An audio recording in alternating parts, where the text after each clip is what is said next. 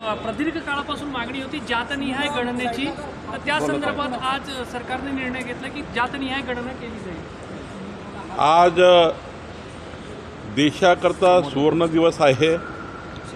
देशाच्या 140 कोटी भारतीयाकरता सुवर्ण दिवस आहे, ऐतिहासिक दिवस आहे की आज केंद्र सरकारने माननीय प्रधानमंत्री मोदीजींनी जातनिहाय जनगणनेचा निर्णय जो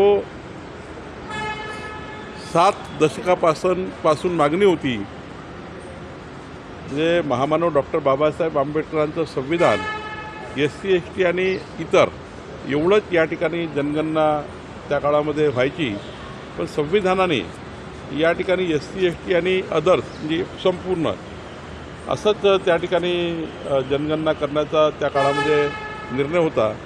तो काळ चालत आला, पण आता मात्र ही जे अत्यंत महत्त्वाचा निर्णय केंद्र सरकारने घेतला की SC ST आणि बाकी इतर जाती ह्यासुद्धा त्या ठिकाणी जनगणनेमध्ये समाविष्ट होतील। ही मागणी खूप काळापासून होती, पण हा निर्णय आमच्या सरकारने माननीय मोदीजीच्या सरकारने घेतला आणि यामध्ये मोठ्या प्रमाणावर देशामध्ये वेगवेगळ्या राज्यातून निवेदन आले होते। आपल्याही महाराष्ट्रामध्ये जेव्हा जेव्हा OBC आंदोलन झाले, जेव्हा जेव्हा मराठा आंदोलन झाले किंवा ज्या वेळी ज्या समाजांनी आंदोलन केलं, 90% समाज हाच म्हणायचा की आमची जाती जनगणना करा, जातनिहाय जनगणना करा। महाराष्ट्रासहित देशातल्या इतर राज्याची ही मागणी होती। आज ऐतिहासिक महत्त्वपूर्ण निर्णय केंद्र सरकारने घेतला, मोदीजींनी घेतला।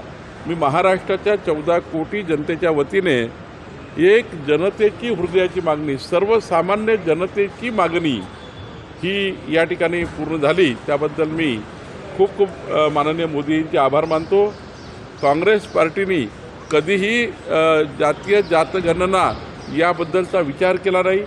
65 वर्ष काँग्रेस पार्टीने सरकार चालवलं, पण कधी या विषयाला काँग्रेस पार्टीने थारा दिली नाही, काँग्रेस पार्टीने फेटाळून लावलं। पण आज मोदीजींनी या निर्णय घेतला, त्याबद्दल मी त्यांचे आभार मानतो।